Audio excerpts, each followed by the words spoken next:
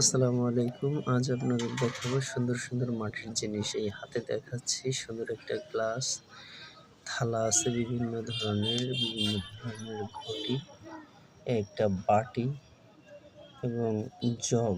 আমি জগের মুখটিটা খুলে দেখাচ্ছি যে জগের পানি খাওয়ার যে জগটা সবই হচ্ছে মাটির তৈরি। এই হচ্ছে দেখেন জগ। এরপরে দেখাবো আরো সুন্দর, সুন্দর জিনিস। আমি এই পাশ থেকে একটু ঘুরলি দিয়ে যাই।